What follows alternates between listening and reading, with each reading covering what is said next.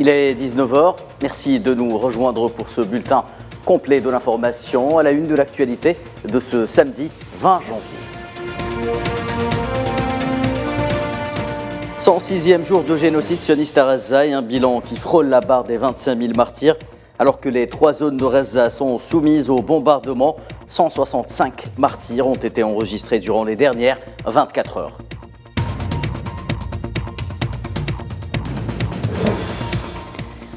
À Reza, 20 000 bébés sont nés dans l'enfer des bombardements sionistes depuis le 7 octobre dernier. L'UNICEF parle de conditions catastrophiques et de maigres chances de survie pour ces petits anges palestiniens.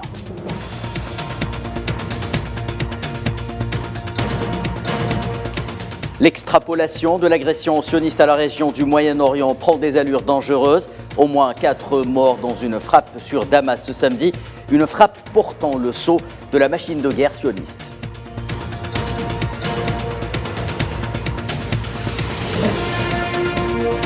Et enfin, dossier Cannes 2023. L'Algérie et le Burkina Faso n'ont pas pu se départager. À l'issue d'une partie haletante, les Verts et les Étalons se quittent bons amis sur un score nul, 2 buts partout. Nous irons du côté de Bouaké pour les premières impressions sur ce match avec notre envoyé spécial Faisal Salah.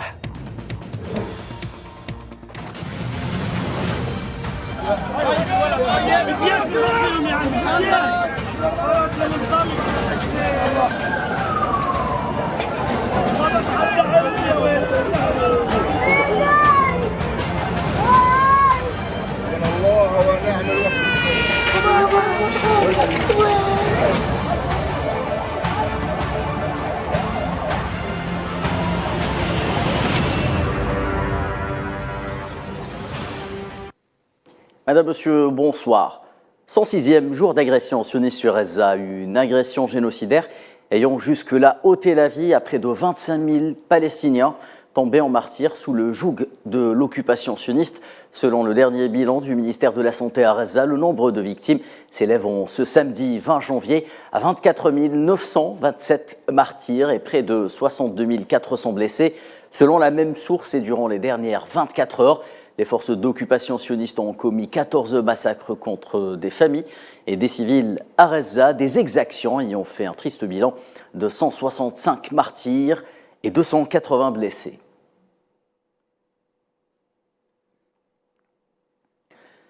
Et dans le détail, les bombardements de l'artillerie sioniste déployés sur le terrain se sont concentrés sur 3 zones principales, à commencer par le nord de Reza et la région de Jabalia, qui a essuyé à elle seule plusieurs tirs de missiles durant les dernières heures. Plusieurs martyrs ont été signalés également.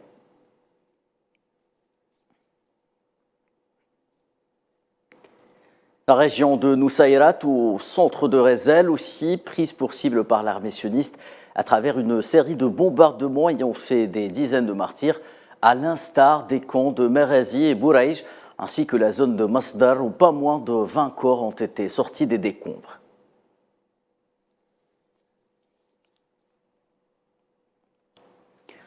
Et à Khan Younes, au sud de Reza, une zone résidentielle située dans la région de Grara a été littéralement soufflée par les bombardements sionistes, faisant plusieurs martyrs. Là aussi, d'autres ont été signalés dans les régions de Sihila, Zenna, Absan ou encore Batensmin.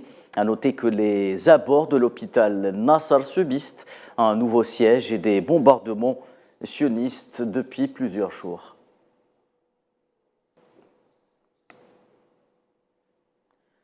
L'agression sioniste à Reza n'engendre pas que des martyrs et des blessés. Elle anéantit depuis le 7 octobre dernier toute forme de vie et provoque des besoins immenses en aide humanitaire.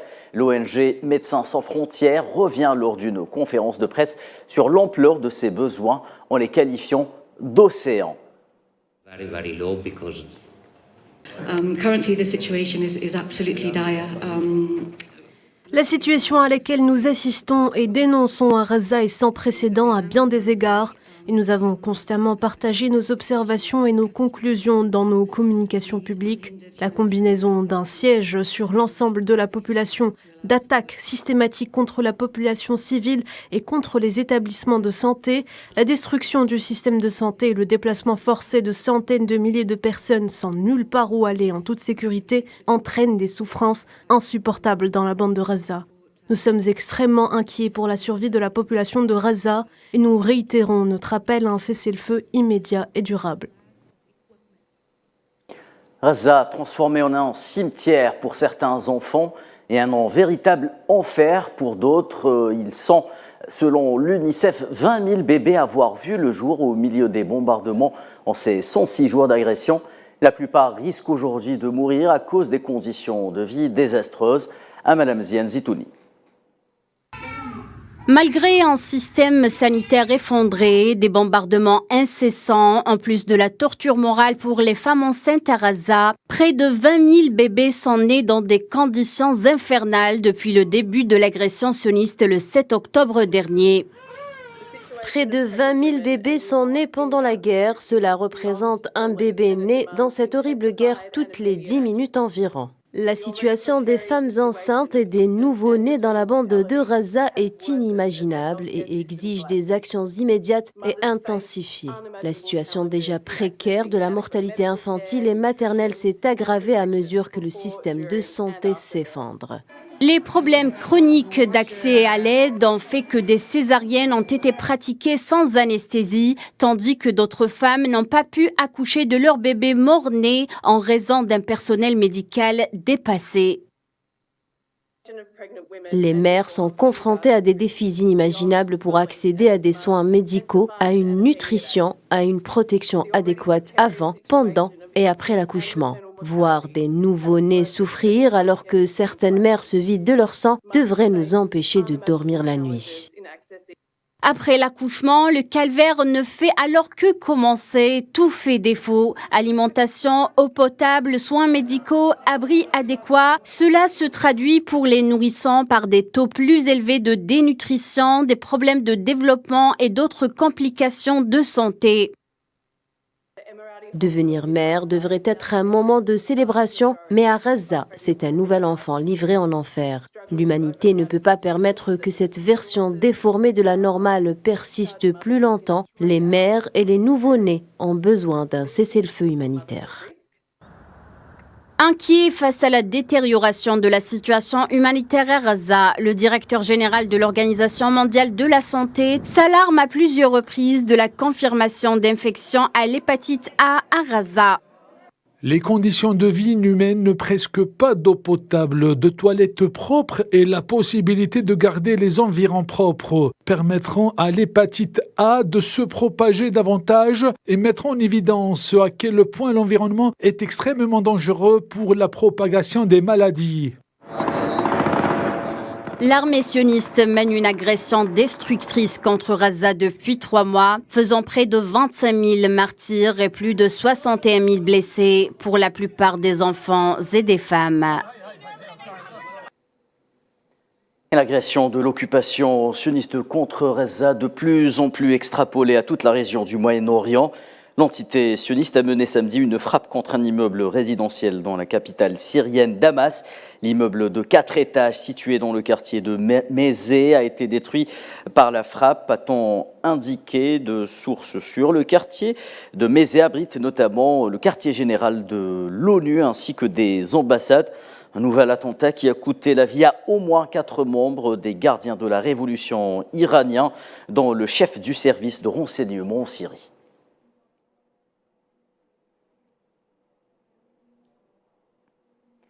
Et depuis la mèche allumée par l'Algérie contre l'entité sioniste en matière de judiciarisation des crimes contre l'humanité de l'entité sioniste à la Cour pénale internationale, un élan semble naître, porté notamment par les pays du Sud global, sans doute là de voir une entité d'apartheid fouler du pied l'ensemble des chartes et des traités en matière de droit international. C'est un sujet signé Sofiane Barodi. Dans une conjoncture internationale marquée par une profonde indignation contre les pratiques génocidaires perpétrées par l'occupation sioniste à Gaza, notamment face à la situation humanitaire catastrophique qui choque l'opinion publique mondiale, les peuples du monde entier ont exprimé leur solidarité avec le peuple palestinien et leur colère profonde relativement au massacre quotidien mené par le régime colonial contre les civils dans la bande de Gaza assiégée depuis plus de 3 mois. Dans ce sillage, l'État du Chili et du Mexique ont entamé une procédure à la Cour pénale internationale contre l'entité sioniste, poursuivie pour crimes de guerre et crimes contre l'humanité. Cette initiative emboîte le pas à la procédure intentée par l'Afrique du Sud au niveau de la Cour internationale de justice, mettant en accusation le régime d'occupation sioniste pour crimes de guerre et crimes de lèse-humanité. Pour rappel, plusieurs organisations de la société civile et des juristes internationaux avec à leur tête Maître Gilles Devers, défenseur des causes justes, ont également intenté une procédure au niveau de la Cour pénale internationale. Le président algérien Abdelmadjid Tebboune avait appelé la communauté internationale et les défenseurs des droits humains à se mobiliser pour mettre un terme à l'impunité des crimes du colonialisme sioniste. L'inaction face à cette situation honteuse a été qualifiée par le président algérien de véritable infamie pour l'humanité. Pour sa part, le président colombien Gustavo Petro a soutenu l'initiative algérienne appelant à traduire les criminels de guerre devant les tribunaux internationaux, tout comme l'a fait le mandataire bolivien et d'autres dirigeants à travers le monde. Le sommet des non-alignés tenu à Kampala en Ouganda a également souligné la nécessité de mettre un terme au massacre et à la multiplication des crimes sionistes, ainsi qu'au nécessaire soutien qui doit être apporté au peuple palestinien dans l'accès légitime à ses droits fondamentaux. Pour rappel, la délégation algérienne au Conseil de sécurité de l'ONU a également émis une initiative de résolution contre la tentative de déplacement forcé du peuple palestinien de ses terres. Celle-ci a été votée. La déportation ou le déplacement forcé constitue un autre crime international que le régime d'occupation poursuit face à la résistance courageuse du peuple palestinien déterminé à défendre ses droits légitimes et à rester sur ses terres. Et malgré l'agression et malgré les inquiétudes exprimées par les membres du Conseil de sécurité quant aux conséquences d'une escalade armée en mer Rouge, les États-Unis poursuivent leurs opérations militaires contre le Yémen. Les forces américaines ont mené 3 frappes contre des cibles Houthis, selon le porte-parole de la Maison-Blanche.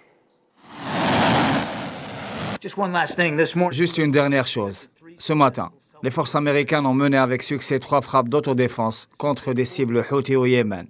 Il s'agit de la 4e action préventive que l'armée américaine a entreprise la semaine dernière contre des lanceurs de missiles Houthis prêts à lancer des attaques. Dans ce cas, des missiles anti-navires. Et les conséquences des frappes américaines sur le Yémen et l'escalade en mer Rouge impactent déjà l'économie du pays. Le secteur de la pêche est en effet le premier à entrer en crise. Les détails avec Imen Merad. L'escalade en mer Rouge perturbe le commerce maritime mondial depuis novembre dernier. Les inquiétudes des pêcheurs cristallisent les conséquences possibles sur l'économie yéménite. Tous les pêcheurs ont peur, craignant que les Marines américains et britanniques ne les attaquent. La présence des forces navales américaines et britanniques est devenue un obstacle, empêchant les pêcheurs de prendre la mer. Cela a certainement eu un impact négatif sur l'industrie de la pêche et sur le marché, les revenus des pêcheurs et les moyens de subsistance de la population locale. Depuis le début de l'agression sioniste contre Gaza, la mer Rouge est devenue le théâtre d'une escalade régionale. La riposte à l'agression sioniste menée par les Houthis à l'encontre des navires commerciaux battant pavillon israélien fait face aux frappes de la coalition militaire américano-britannique contre les Houthis. Les attaques occidentales s'enchaînent, troublant ainsi le secteur de la pêche dans la région. Il y a des navires de guerre en mer qui n'étaient pas là avant. Je ne suis pas allé en mer depuis plus d'1 mois. Les bateaux de pêche sont tous amarrés à terre. Nous ne pouvons pas prendre la mer maintenant. Même si la croissance économique du Yémen repose principalement sur les revenus générés par les exportations de pétrole, la pêche constitue une industrie cruciale pour les moyens de subsistance de la population yéménite.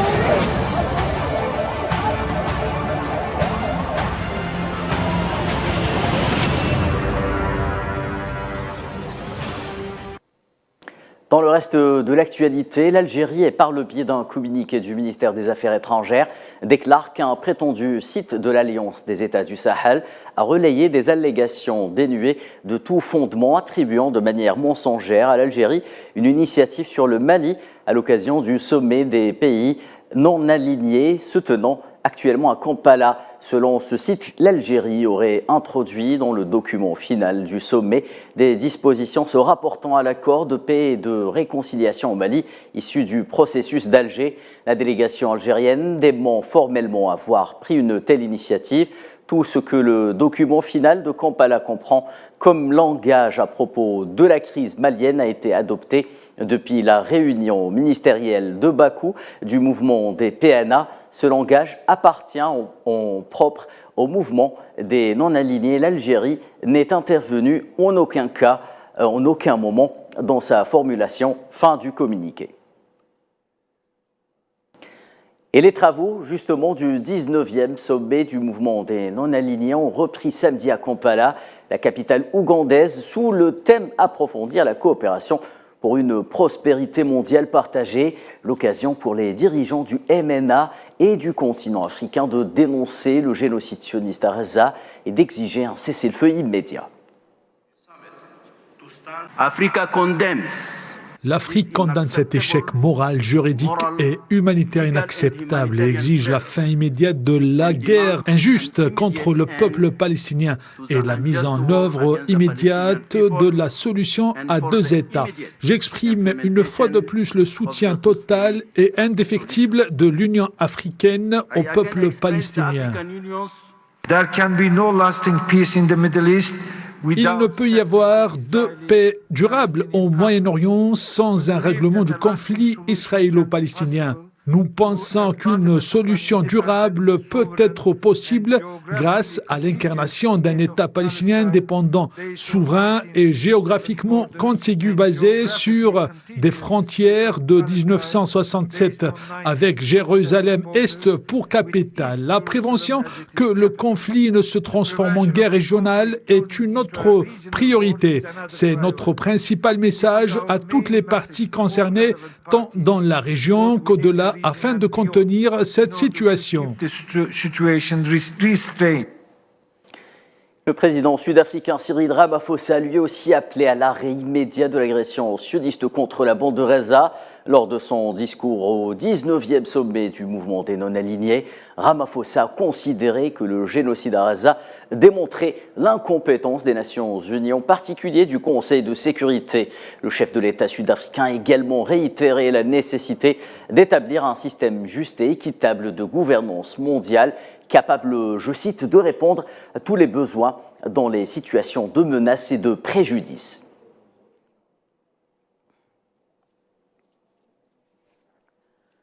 Et en marge du sommet qui se tient à Kampala, le Premier ministre algérien Nadir El-Arbaoui, représentant du président Abdelmadjid Tebboune, a rencontré le président ougandais Yoweri Museveni, à qui il a transmis les salutations du chef de l'État algérien.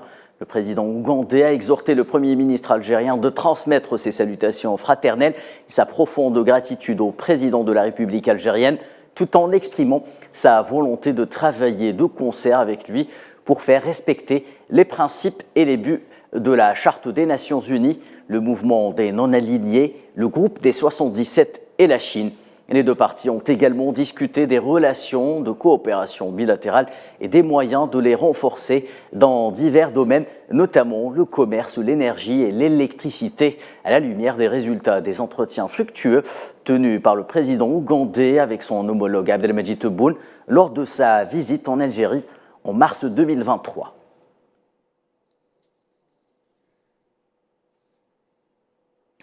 Et le président de l'Assemblée populaire algérienne, Brahim Mourali, a reçu ce samedi son homologue mauritanien Mohamed Bamba Meguet en visite depuis hier à Alger. Les entretiens bilatéraux ont été sanctionnés par la signature d'un protocole cadre de coopération parlementaire bilatérale prévoyant la création d'une grande commission parlementaire qui se réunirait annuellement sous la présidence de l'un des deux pays.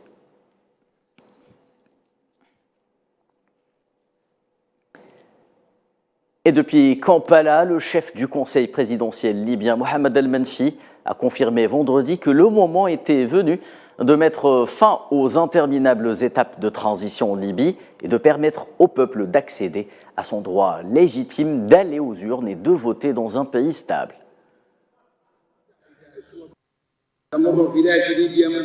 Nous traversons depuis 12 ans des périodes de transition qui n'ont que trop tardé et dont la population en a assez. Le temps est venu de mettre un terme à ces périodes à rallonge et de permettre au peuple de disposer de son droit d'aller aux urnes et également de bénéficier de son droit à la stabilité. Et de ce fait, le Conseil présidentiel met en œuvre tout ce qui en son pouvoir pour atteindre ce but.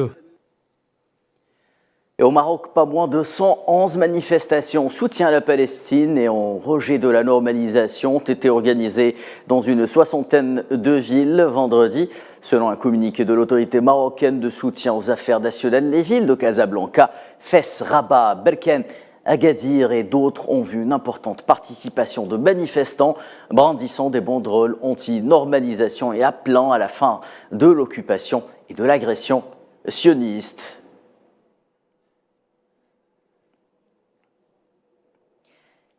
Cette mise à jour dans l'affaire Story Killers, l'ex-journaliste franco-marocain de la chaîne française BFM TV Rachid Mebarki, mis en examen en décembre 2023 dans le cadre d'une enquête pour ingérence étrangère dans son travail au profit du Maroc, a admis en garde à vue les faits de corruption passive qui lui sont reprochés et a reconnu, selon les médias français, avoir touché de l'argent en contrepartie de la diffusion de séquences téléguidées.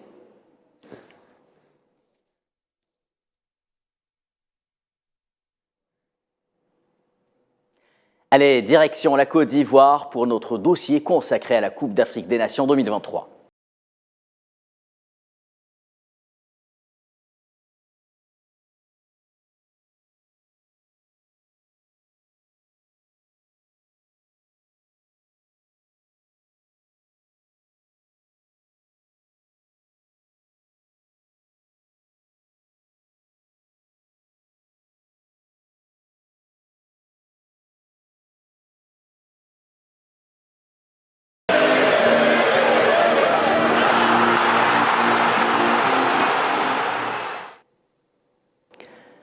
Ce fut un match difficile que se sont livrés l'Algérie et le Burkina Faso au groupe D.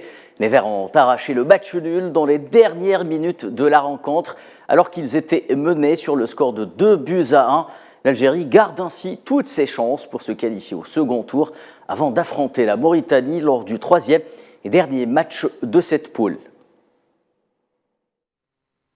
C'est sûr que ça va nous servir parce que le foot est ainsi fait. Il y a un truc sur lequel, si on ne vit pas une certaine expérience, le jour où justement tu te retrouves dans cette situation, peut-être que tu perds tes moyens, là on sait qu'on est capable de revenir, on est capable, avec la mi-temps qu'on avait fait, on pouvait qu'être déçu, frustré, énervé, on avait qu'envie de revenir dans cette deuxième mi-temps et vite égaliser et passer au-dessus. On a jusqu'au bout, on a voulu. Même à 2-2, on aurait pu dire vas-y, on gère ce résultat-là. Les joueurs avaient envie, moi-même, c'est peut-être un défaut peut-être que j'ai. J'avais envie encore de gagner, aller chercher la victoire jusqu'au bout. Allez, sans plus tarder, direction Bouaké en Côte d'Ivoire où nous attend impatiemment notre envoyé spécial Faisal Salah. Faisal, est-ce que vous êtes avec nous? Bonsoir. Bonsoir Khaireddine. Alors Faisal, le moins que l'on puisse dire, c'est qu'il s'agissait d'un des plus beaux matchs depuis le début de cette Coupe d'Afrique des Nations 2023. Les Verts et les Étalons n'ont pas pu se départager. Un point arraché au forceps par l'Algérie. Un point d'ailleurs qui lui assure toutes ses chances de qualification au deuxième tour en cas de victoire face à la Mauritanie lors du troisième match de la poule. Le groupe se complique de plus en plus. On va dire que ce match face aux étalons de Burkina Faso était l'un des plus beaux matchs de cette Coupe d'Afrique des Nations. Il était joué à 14h. L'Algérie a été menée 2-1 et après il faut saluer, il faut le dire, il faut le signaler. Un grand Bardad Bounjah, un doublé de Bardad Bounjah aujourd'hui a permis de l'Algérie de survivre, de rester en vie lors de cette Coupe d'Afrique des Nations. Bardad Bounjah est actuellement le buteur de cette Coupe d'Afrique des Nations avec 3 buts. Il était aussi élu homme du match sur ce match face au Burkina Faso. Aujourd'hui, je peux vous dire que le groupe se complique de plus en plus. L'Angola est en train de mener face à la Mauritanie 3-2 d'un match aussi. Un gros match entre le Morabitoun et l'Angola. En ce moment, c'est l'Angola et le Burkina Faso qui sont premiers du groupe. Derrière, on trouve l'Algérie avec 2 points et au dernier classement, c'est El Morabitoun, c'est la Mauritanie. Aujourd'hui, il faut le dire aussi qu'on n'a pas vu un grand Riyad Mahrez, mais quand on était à la zone mixte, on sentait cette déception et cette frustration, surtout chez les joueurs. On a vu Riyad Mahrez, on a vu Rami Ben Sebaini. Les joueurs, ils avaient envie de gagner aujourd'hui. C'était très important pour eux de gagner, mais quand on fait un match nul, ça veut dire qu'on n'a pas perdu, aussi qu'on a toutes nos chances. Il faut juste dire un petit mot là, parce que quand j'étais avec Hervé,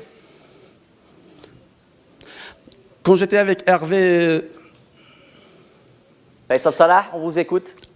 À la zone mixte, quand j'étais à la zone mixte, on parlait avec Hervé Koffé, le gardien de but de la Burkina Faso. Donc il m'a dit, le fait de voir Bertrand Traoré, c'est comme si un Messi pour Lionel Messi pour eux. Je pense que pour l'Algérie, Riyad Mahrez représente la même valeur, le même symbole. Donc il faut être derrière l'équipe d'Algérie. Il nous reste 3 cette diffusion. Merci Faisal Salah. Néanmoins, nous reviendrons vers vous lors de nos prochaines éditions.